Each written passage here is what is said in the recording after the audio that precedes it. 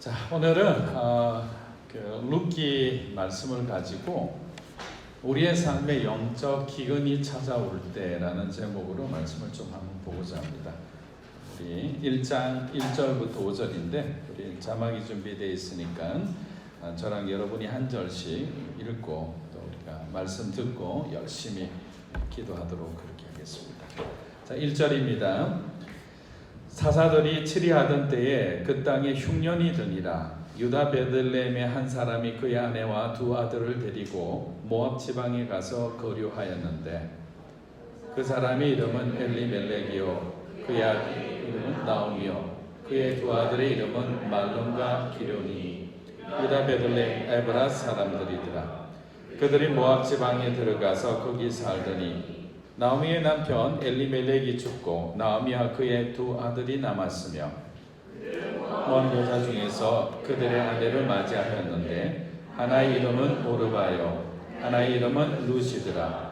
그들이 거기에 거주한 지 10년 전쯤에 다 함께 말론과 기럨 두 사람이 다 죽고 그 여인은 두 아들과 남편의 뒤에 남았더라. 룻기에 대해서 제가 조금 말씀을 드리기 전에 먼저 한번 이런 질문을 한번 해봅니다. 가끔씩 저는 이렇게 생각할 때가 있어요. 하나님 어쩌다 내가 여기까지 왔을까요? 좋은 의미도 되지만 또 어쩔 때는 심히 방황이 길어질 때 그런 생각을 하게 됩니다. 이럴 때가 있어요. 우리가 자주 다니는 익숙한 길인데 근데 갑자기 순간 길을 잃어버린 듯한 적이 있어요. 그래서 막 헤매기 시작하는 거예요. 이해가 되지 않는 거죠. 늘 다니던 길인데 갑자기 어느 순간에 모든 것이 이렇게 헷갈리는 거예요. 우리 인생도 마찬가지인 것 같아요. 평범하게 그냥 늘 이렇게 하나님 앞에 무난한 일상의 삶을 살아오고 있는데 마치 내가 길을 잃어버린 듯한 그런 마음으로 내 마음이 방황할 때가 있는 것 같아요. 불안해지기 시작하는 거죠. 뭔가 어디서부터 잘못되었을까? 근데 사실 믿음의 사람은 우리가 어느 길을 가더라도 하나님이 함께하고 계심을 믿는 믿음으로 살아가잖아요. 설사 우리가 잠시 하나님이 원하시지 않는 길을 가더라도 그분의 은혜 가운데서 여러 가지 메시지를 계속 주시잖아요. 유명한 신학자가 이런 말을 합니다. 기독교를 하나의 단어로 만약에 당신이 선택하면 무슨 단어를 선택하겠습니까? 보통 사랑을 선택하는데 이분은 은혜라고 얘기를 합니다. 결국 은혜 받은 자는 하나님이 펼쳐주신 은혜의 길을 우리는 걸어갈 수밖에 없는 거예요. 근데 은혜 받은 그 삶을 그에 합당한 삶을 살지 않았을 때는 하나님은 이렇게 갑자기 길을 잃어버린 듯한 상황으로 우리를 몰아가실 때가 있어요. 그럼 얼마나 당황합니까? 신앙생활 잘하다가 갑자기 이렇게 그런 마음이 들어요. 하나님과 친밀한 관계를 잘 가지고 여러분 주일 성수도 잘하고 또 열심히 설 땐 새벽 기도도 가고 이렇게 수요 예배도 오고 성경 공부도 시간을 구별해서 말씀을 통해 하나님을 더 깊이 알기를 원하는데 그런데 갑자기 어느 날 어색한 영적인 단절감을 느낄 때가 있어요. 뭐지 이게? 하나님하고 내가 왜 이렇게 멀어진 것 같은 느낌? 내가 기도하는데도 뭔가 꽉 막혀있는 듯한 느낌. 유리창이 이렇게 덧대어 있는 그런 상태 있잖아요. 투명하지 않고 뭔가 이렇게 우겨삼을 당한 느낌. 그러면서 생각하는 거죠. 하나님 왜 내가 여기까지 이 상태가 됐는지. 좋은 환경에서 자라나서 남부럽지 않은 인생을 살고 있는 사람들에게조차도 때때로 자녀들을 통해서나 남편을 통해서나 아니면 어떤 환경을 통해서나 물질을 통해서나 어떤 사회적인 상황을 통해서나 우리가 이렇게 하나님과의 거리감이 좁혀지지 않고 멀어지게 느낄 때가 있는 거예요. 근데 대부분 이런 상황은 저는 오늘 본문에서 찾기를 원하는 거예요. 하나님은 항상 우리의 삶에 오늘 나오미와 엘리멜렉의 상황처럼 땅의 기근을 허락할 때가 있어요. 땅의 기근. 이게 뭐냐면 우리의 삶이 고단해지는 거예요. 피곤해지는 거예요. 갑자기 여러분들이 정말 든든하게 믿고 있던 은행 계좌에 잔고가 확 준다고 생각해 보세요. 얼마나 불안하겠어요. 하나님이 안 계신 것보다 더 불안할 때가 있어요. 내가 믿는 그 무엇 때문에. 여러분을 정말 일관되게 수십 년간 지지해주고 믿어줬던 그 사람이 어느 날 갑자기 주님이 데리고 가셨다고 생각해 보세요. 내가 의지할 곳이 없게 된 거죠. 너무나 친하고 오랜 벗이 갑자기 외국으로 이민을 떠나버린 거예요. 전화하고 통화 서로 이렇게 안부는 물을 수 있지만 내가 필요할 때 그 사람은 내 곁에 없는 거예요. 하나님이 내 주변에 내가 하나님보다 의지할 만한 그 모든 것들을 하나하나 이렇게 메말라지듯이 이렇게 하나님이 가져가는 상황을 흉년이 든다라고 표현할 수 있는 거죠. 땅의 기근이 찾아옵니다. 근데 성경은 그래서 주로 구약 성경에서 기근이라고 표현하고 흉년이라고 표현하는 것은 그냥 우리가 일반적으로 생각해서는 안 되는 거예요. 하나님의 심판하고 연결되어 있어요. 하나님의 심판. 그러면 오늘 지금 나오미하고 엘리멜렉 이 가정의 주변에 일어나는 이 베들레헴 이스라엘 땅에 임한 흉년은 무슨 형태로 우리가 해석을 할 수 있냐면 하나님이 의도하신 어려움과 고난이다라고 해석을 할 수 있는 거예요. 우리가 처음에 1절을 딱 봤을 때 룻이 살던 지금 룻이 주인공으로 등장하는 이 룻기의 배경은 어디라? 사사기 초입이라는 거예요. 시작 지점이. 사사기가 시작하는 그 시점에 일어났던 일들인데 저와 여러분이 잘 알지만 사사기는 은혜 충만한 시대였습니까? 아니죠. 말로 표현할 수 없는 그런 죄악이 범람했던 이스라엘의 가장 영적으로 어두웠던 시간이에요. 사사들이라고 세웠지만 세웠던 사사들조차도 열왕기에 있는 왕들처럼 너무나 부패했고 하나님을 덩졌고 그들 스스로가 야훼 하나님을 유일신으로 받아들이지 않았어요. 여러분들이 좀 놀라겠지만 이스라엘 백성들이 유일하게 야훼 하나님을 유일하신 하나님이라고 넘버원이 아니라 온리원이라고 받아들인 그 시간은 열왕기의 시대를 한참 지나서 포로 시기가 끝나고 난 뒤 학사 에스라가 돌아와서 영적 개혁 운동을 할 때 비로소 그들은 이스라엘 백성들이 야훼 하나님은 유일하신 하나님이다라고 믿었던 거예요. 그럼 그 전까지 뭐였냐면 넘버원이었던 거예요. 많은 신들 중에 이 신도 저 신도 다 인정하는 신 중에서 하나님은 가장 훌륭하고 뛰어나고 위대하신 분이라고 생각했지 그분이 유일하신 하나님이라 생각 안 했던 거예요. 그럼 그들 마음에는 항상 틈이 있었잖아요. 어떤 틈입니까? 바알을 향해서도 마음을 열죠. 아세라 신을 향해서도 마음을 열죠. 이 모압의 신인 그모스 신을 향해서도 마음을 여는 거예요. 근데 여기서 보면 그냥 이 사람들이 땅에 기근이 왔을 때 자기들이 뭔가를 결정해서 이게 떠났다는 그 자체가 중요한 게 아니고 당시 고대 근동 지방의 신에 대한 이 신관을 우리가 이해를 해야지 알 수가 있는 거죠. 만약에 그것을 이해하고 바라본다면 지금 엘리멜렉과 나오미는 엄청난 큰 실수를 하고 있는 거예요. 하나님 앞에 엄청난 범죄를 저지르고 있는 거예요. 땅의 고난이 이렇게 기근이 계속됐을 때 영적으로 깨어있지 않으면 반드시 땅의 기근은 우리의 삶의 영적 기근으로 기결되는 거예요. 반드시 찾아옵니다. 우리가 세상에 취해서 세상 바라고 막 살죠. 뭔가 환경이 어렵죠. 그래도 우리가 돌이키지 않고 기도하지 않고 하나님 얼굴 구하지 않고 주님의 은혜와 자비를 구하지 않는다면 영적인 기근과 고갈 상태가 되어버리면 잘못된 선택과 판단을 하게 되는 거예요. 무엇을 지금 엘리멜렉 이름 자체는 너무나 훌륭한 이름이에요. 엘리는 뭡니까? 엘리 라마 사박다니 할 때 나의 하나님이란 뜻이잖아요. 그 다음에 멜렉은 왕이란 뜻이에요. 그러니까 엘리멜렉이라는 것은 나의 하나님은 위대하신 왕이다, 나의 왕이시라는 엄청난 고백이 담긴 멋진 이름이잖아요. 이런 이름을 가진 사람이에요.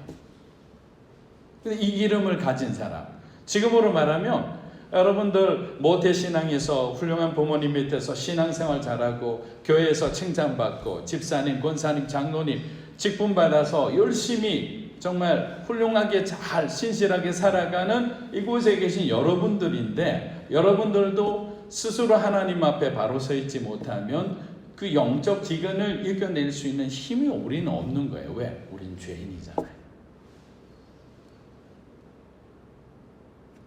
가장 먼저는요, 하나님께 이들은 묻지 않았어요.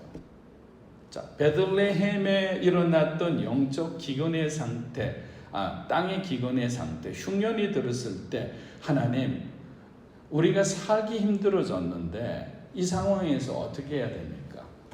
하나님, 요즘 주변에 너무나 많은 어려움들이 계속 우리 가정 가운데 일어나는데, 자녀들 가운데 일어나는데 우리가 어떻게 해야 됩니까? 부모된 도리로서 기도는 하지만 어떤 기도를 어떻게 해야 되는지, 아이들에게 어떤 방향을 제시해야 되는지 하나님 도저히 모르겠습니다, 가르쳐 주십시오 라고 물어야 되는 거예요.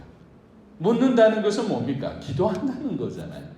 하나님이 기도하는 백성들을 그냥 저버리는 거 우리가 보았습니까? 저는 못 보았습니다. 시간이 되고 때가 되면 그 기도를 반드시 응답해 주시는 거예요.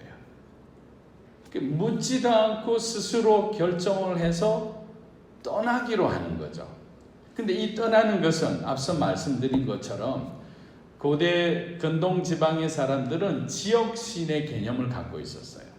다른 말로 하면 여러분들이 가나안 땅으로 간다면 그냥 가나안 땅에 물리적으로 입성하는 것만이 아니라 그 가나안 땅을 지배하는 바알의 신의 영향력 안에 들어간다는 거예요. 그리고 그 바알 신에게 기도해야 되는 거예요. 왜? 풍요를 달라고. 모압 땅에 간다는 거, 모압 땅은 어디입니까? 소돔과 고모라가 모압 땅이에요.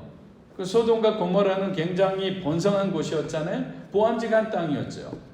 그 모압 땅에 간다는 것은 모압 땅의 신인 그모스라는 신 아래로 들어간다. 그 지배 아래 들어간다. 그 영향력 아래 들어간다는 뜻이에요. 그러면 이 엘리멜렉과 나오미는 누구를 믿는 사람이에요? 하나님을 믿는 사람인데, 하나님이 계신 하나님의 영향력이 있는 그들 생각으로는 이스라엘을 떠난다는 것은 하나님을 믿지 못하고 고난을 주는, 기근을 주는 하나님을 끝까지 신뢰하지 못하고 자기들은 눈에 보이는 소돔과 고모라 땅, 그 땅의 주인 되는 그모스 신 영향력 아래로 들어간다는 거예요. 그럼 지금으로 말하면 어떤 말씀을 드릴 수 있어요? 여러분이 세상과 타협하고 살아가는 거예요. 지금 당장 여러분에게 도움 주는 사람에게 여러분 신앙을 배교하더라도 적절히 숨기면서 아닌 것처럼 하면서 그렇게 두 다리 양갈래로 이렇게 줄타기 하듯이 살아가는 것과 똑같아요. 너무나 답답한 거예요. 자녀들 미래도, 우리 가정의 미래도, 진학 문제, 결혼 문제. 그러면 어떻게 될까요? 할렐루야. 착착착 하다 보면 어디에 가면 무슨 도사가 용하다더라. 이게 안 들리던 소리가 훅훅훅 들리는 거예요. 그래서 그 모스라는 그 신 밑으로 들어가서 그 무당 점쟁이가 얘기하는 소리가 들려지기 시작하고, 들리고 난 뒤에 거기서 말하는 대로 크리스찬이, 권사님이, 장로님이 그 소리 듣고 와서, 야, 우리 집 아무래도 안 되겠다. 딱 한 번만 고사 지내자. 어디 가서 모란시장 가서 돼지 한 마리 잡아라. 이게 안 되는 거잖아요. 그렇게 타협해서 그렇게 말하는 대로 행하는 게 지금 나암이랑 엘리멜렉이 하는 너무나 큰 실수예요. 하나님을 의지하지 않았죠. 하나님께 묻지 않았죠. 그리고 기다리지 않았어요. 신앙은 기다림의 싸움이잖아요. 저도 잘 알고 여러분도 잘 알잖아요. 저는 목사 되기까지 25년 걸렸다고 그랬잖아요. 너무나 되기 싫었지만 여러분들도 그래요. 하나님의 어떤 기도 제목은 너무 오래 붙들고 있어서 지치고 힘들고 포기하고 싶을 때가 있잖아요. 특히 영혼 구원에 대한 부분이나 사람이 변하는 부분은 정말 오랫동안 여러분 정말 해산의 고통을 이렇게 쏟아내는 그런 중보가 아니면 이게 이루어지지가 않거든요. 쉽지 않아요. 그렇다고 여러분들 모압 땅으로 가시겠습니까? 지난 10년이 아깝잖아요. 지난 20년 동안 기도한 게 어디 가겠습니까? 기다리는 거예요. 하나님께 묻는 거예요. 그러면 하나님께서 길을 열어주시는데 이들은 묻지 않고 간 거예요. 근데 성경을 보면 참 말장난을 많이 해요. 말 가지고, 글 가지고. 근데 베들레헴을 떠났는데 베들레헴의 뜻이 뭐라고죠? 예, 떡집이잖아요. 빵집. 그죠? 벳은 집이고 레헴은 이게 음식이에요. 빵, 떡, 양식이란 뜻이에요. 그 베들레헴의 레헴을 하나님이 주시지 않은 거예요. 근데 나중에 나오미와 룻이 돌아올 때 베들레헴에 레헴이 다시 있다는 소리를 들은 거예요. 하나님이 마음을 돌이키사 베들레헴에 완전히 씨가 말랐던 그 땅이 하나님이 축복하시니까 그곳에 곡식이 열리기 시작한 거예요. 이게 얼마나 억울합니까? 잘못된 선택 하나로. 그런데 하나님은 그 과정조차도 사실은 주님의 계획 가운데 있다는 것을 우리는 나중에 알게 됩니다. 우리 갈라디아서 5장 17절을 한번 읽어볼게요. 갈라디아서 5장 17절 시작. 육체의 소욕은 성령을 거스리고 성령의 소욕은 육체를 거스리나니 이 둘이 서로 대적함으로 너희의 원하는 것을 하지 못하게 하려 합니다. 자, 여기서는 일단 인정하고 하는 거예요. 두 가지 마음이 우리 안에 날마다 충돌하고 있는구나. 그리고 로마서 7장 18에서 25절인데 좀 길지만 하나하나 읽어보겠습니다. 시작. 곧 내 육신에 선한 것이 거하지 아니하는 줄을 아노니 원함은 내게 있으나 선을 행하는 것은 없노라. 내가 원하는 바 선은 행하지 않고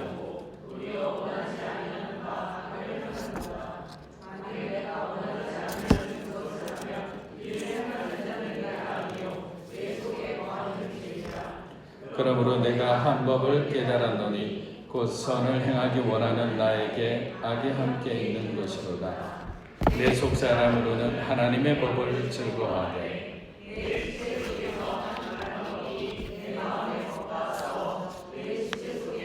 죄의 법으로 나를 사로잡는 것을 보는도다. 오라 나는 공고한 사람이로다. 사망 몸에서 누가 나를 건져내랴. 사리로다. 그런즉 내 자신이 마음으로는 하나님의 법을 육신으로는 죄의 법을 섬기노라. 엘리멜렉과 나오미에게도 저와 여러분에게도 두 마음이 존재하는 거예요. 그래서 하나님 앞에 그렇게 나의 하나님은 위대하신 하나님이다 고백하며 살아갔던 성령 충만한 그런 사람들도 하나님과의 관계를 놓치기 시작하고 하나님을 향한 시선을 우리가 다른 곳을 보기 시작한 것부터 관점이 바뀌는 거잖아요. 그래서 성경 읽을 때 우리가 관점이라는 거, perspective라는 단어는 굉장히 중요한 거예요. 왜냐하면 이 관점으로 본다면 여기밖에 보이지 않잖아요. 그런데 제가 이 관점으로 가운데를 바라본다면 여러분을 다 볼 수가 있는 거예요. 근데 반대로 왼쪽을 본다면 저는 화분밖에 보이지 않잖아요. 결국 영적 깨달음이라는 단어는 우리의 삶 가운데 하나님의 관점을 회복했다라는 뜻이잖아요. 그 일에 대해서만큼은 하나님의 관점으로 보기 시작했다. 우리 가정을 향한 영적 깨달음을 주십시오라고 기도하는 것은 우리 가정을 향한 하나님의 관점, 하나님의 마음, 하나님의 생각을 나에게 가르쳐 주십시오라는 거죠. 그럼 그렇게 관점에서 보기 시작하면 보이지 않던 것들이 보이기 시작하죠. 내 욕심이 보입니다. 내 잘못된 판단과 행동과 말들이 이게 깨달아지는 거예요. 예전에는 전혀 깨닫지도 못했어요. 내가 잘못한 것도 알 수가 없는 거예요. 그런데 하나님의 관점으로 내 눈을 열어서 보게 하시니까 이것이 내 문제였구나. 이것이 우리 가정이 그동안 하나님을 멀리 했던 믿는다고는 하지만 실질적으로 믿지 않았던, 그냥 종교적인 허례 허식 가운데 있었던 우리들의 잘못이구나라는 것을 깨닫는 거예요. 그리고 난 뒤에 하나님께서 회개하도록, 돌이키도록 도와주는 거예요. 그러니까 우리가 죄를 짓지 않는다는 것은 어떤 상태입니까? 성령의 소욕에 지배받는 상태잖아요. 본향을 향해서 내가 가야 할 곳을 아는 사람은 우리 현실에 대해서 정말 자유할 수 있거든요. 그런데 우리가 100세, 200세 언제까지 우리가 살겠어요? 하나님 부르시면 언제든지 내일이라도 우리는 그냥 가야 되는 거예요. 근데 가는 걸 좋아하는 사람이 있는 반면에 별로 조금 더 여기 미련이 있어 또 살고 싶은 사람도 있죠. 그는 관계없어요. 그러나 우리가 가야 할 곳은 너무나 좋은 곳이라는 거죠. 거기가 고향인 거예요. 본향인 거예요. 거기서 나왔잖아요. 근데 우리가 그 욕심을 버리지 않으면 하나님께 묻지도 않고 기다리지도 않고 내가 원하는 선택만을 하면서 일방적인 삶을 살아가다가 어려움을 당합니다. 어떤 어려움을 당하느냐? 룻기 1장 3절에서 5절 우리 읽었던 부분 한번 읽어보겠습니다. 룻기 1장 3절에서 5절 시작. 남편 엘리멜렉이 죽고 나오미와 그의 두 아들이 남았으며 그들은 모압 여자 중에서 그들의 아내를 맞이하였는데 하나의 이름은 룻이었더라. 그들이 거기에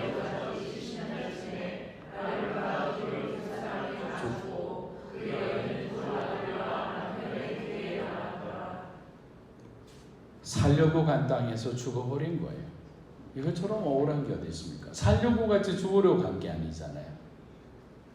그들 가정은 베들레헴의 곡식이 마르자 흉년이 들자 우리 가정이 여기 있다가는 우리 같은 그래도 재산이 어느 정도 있는 넉넉한 집안도 오래 못 버티고 아니야 이 가정을 유지하기 위해서는 떠나야 돼 라고 떠났는데 떠난 곳에서 10년이 안 돼서 남편 그리고 사랑하는 두 아들이 다 곁을 떠나버린 거예요.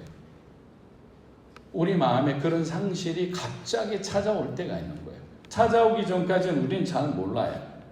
유대 사회는 우리가 잘 알다시피 얼마나 철저한 남자 중심의 사회입니까? 이제는 여자들만 과부들만 남은 거죠. 이 상태에서 어떻게 하죠? 누군가가 기업 물을 자가 나타나지 않는 이상은 이스라엘 공동체 안에서는 가장 하층민으로서 소망 없이 그들은 정말 멸시받고 천대받는 그런 인생을 살 수밖에 없는 거예요. 우리는 이제 룻의 스토리를 아니까 나중에 보아스라는 사람이 나타나서 기업 물을 자라서 그들을 룻을 품는 것을 봅니다. 그러면서 룻의 가정이 나오미의 가정이 한 번의 역전이 되는 거예요. 자 여기서 그럼 우리 알 수 있는 건 뭐냐? 떠났을 때 잘못되었을 때 하나님의 심판이 임하고 사랑하는 사람들이 떠나고 죽었어요. 그러면 대부분의 사람은 이것으로 끝난다고 생각합니다. 그런데 하나님은 저와 여러분의 실수와 실패도 활용하시는 거예요. 어떤 축복을 주시는 거죠? 엘리멜렉과 나오미의 실패를 통해서 하나님은 룻을 허락하신 거예요. 메시아의 조상입니다. 다윗의 조상입니다. 그를 허락하시는 거예요. 그래서 저와 여러분도 어떤 고난 가운데 그 고난이 끝이라고 생각하면 안 됩니다. 이것으로 내가 책임지고 내가 여기서 우리 가정을 위해서 그냥 희생하는 것으로 끝날 거야. 하나님 다시는 우리 가정에 기회를 주지 않을 거야. 우리 자녀들 이제 하나님 앞에 너무 범죄했습니다. 이 자녀의 삶을 어떻게 할까요? 어떻게 하기는요? 기도하는 거죠. 하나님께서는 나오미 가정에 룻이라는 아름다운 믿음의 여인을 하셨던 것처럼 우리의 실패가 끝나는 것이 아니라 다시 한번 하나님을 회복시키는 좋으신 하나님임을 믿으시기를 축복합니다. 그 하나님을 붙들고 사는 거예요. 그래서 인생 가운데는 고난과 심판만 있는 것이 아니라 우리는 항상 회복의 하나님을 바라보고 구원의 하나님을 기대하며 살아가는 거예요. 그러니까 그리스도 안에는 무엇이 있습니까? 참 소망이 있는 거예요. 예수 그리스도께서 허락하신 약속은 변하지 않는 거예요. 우리의 상황에 따라 주시는 축복이 아닌 거예요. 상황에 따라 축복을 주신다면 우리는 늘 하나님의 징계 가운데 살아야 되는 거예요. 그렇지 않잖아요. 우리가 바른 길에 있거나 우리가 조금 실수하거나 조금 하나님이 원하시는 삶이 아닌 내 중심의 삶 가운데서 내가 허세를 부리더라도 하나님은 품으시는 거예요. 기회를 주시는 거예요. 계속 말씀하시는 거예요. 우리는 그 말씀 붙잡고 하나님의 성품을 이해하고 오늘도 기도하는 거예요. 하나님 도와주십시오. 묻는 자가 되게 해주십시오. 기다리는 자가 되게 해주십시오. 끝까지 하나님을 선택하는 믿음의 사람들이 되게 해달라고 기도하는 거예요. 그러면 하나님은 말씀하시는 거예요. 요한복음 6장 보면 재미있는 그런 예수님이 오병이어 기적 앞에서 빌립을 불러서 이런 말을 해요. 성경을 보면 어떨 때는요 참 재밌어요. 예수님의 한마디 한마디가 그냥 던지는 게 아니고 그 안에는 숨은 메시지들이 있거든요. 그걸 우리가 찾아내면 그냥 바보처럼 혼자 막 웃게 돼요. 너무 좋아가지고. 그럼 옆에서 어떤 분이 성경 받아 막 웃고 있으면 저 사람 이상한 얘기가 아니고 뭔가 하나 발견했구나 이렇게 생각하고 나중에 꼭 여쭤보세요. 뭐라고 했느냐? 예수께서 눈을 들어 큰 무리가 자기에게로 오는 것을 보시고 빌립에게 이르시되 우리가 어디서 떡을 사서 이 사람들을 먹이겠느냐 하시니 이렇게 말씀하시면 친히 어떻게 하실지를 아시고 빌립을 시험하고자 하십니다. 자, 빌립에게 물은 거예요. 자, 5,000명이 넘는 사람들이 있는데 가장 똑똑하잖아요. 그래도 빌립이. 그 똑똑한 그나마 12제자 중에서 가방끈 좀 길고 똑똑한 자가 둘이 있었는데 빌립하고 가룟 유다였잖아요. 근데 그 빌립에게 물었는데 빌립은 하나님의 관점에서 바라보지 않습니다. 너무나 인간적으로 해결할 수 없다고 얘기합니다. 한계 상황을 얘기하는 거죠. 세상의 관점에서 그들의 문제를 바라보고 예수님께 불가능하다고 결론을 내렸을 때 주님은 그분의 능력을 직접 보여주시면서 그분이 하나님의 아들이다. 불가능을 가능으로 바꾸시는 하나님이심을 보여주시는 거예요. 저는 여기서 이런 말씀을 드리고 싶어요. 세상의 한계는 주님에게 주님을 나타내시는 좋은 기회가 되었던 것처럼 우리 그리스도인들도 세상 사람들이 도저히 불가능하다고 여기는 상황을 저와 여러분은 오히려 즐기면 좋을 것 같아요. 찬스다. 이거 붙들고 기도하자. 사람들 다 이거 불가능하다고 한다. 너희 자녀는 안 돼. 너희 가정은 어려워. 그래? 그러면 내가 하나님이 개입하셔서 하나님이 이것을 어떻게 바꾸는지 내가 하나님 앞에 간증이 되는 삶을 살아갈 거야. 그리고 기도하기 시작해 보세요. 자녀가 막 변하는 거예요. 게임에 중독에 빠져있던 아이들이 세상 가운데 그냥 그 쾌락과 환락 가운데 들어갔던 자녀들이 어느 순간에 하나님의 시간에 회개하고 돌아오는 거죠. 자기의 꿈이 아니라 하나님의 꿈을 꾸는 자가 되기 시작하는 거죠. 반항으로 점철되었던 그 마음이 상처난 마음, 생책이 난 그 마음들이 하나님이 만지시니까 치유가 되는 거죠. 회복이 되는 거죠. 자기의 삶을 살아가는 거예요. 그리스도 안에서 주어진 삶. 그랬을 때 주변에 있는 사람이 놀라죠. 정말 너희 아들 맞니? 하나님은 불가능하다고 생각하는 그 순간에 우리를 통해 하나님이 살아계심을 보여주시는 거예요. 포기하지 마십시오.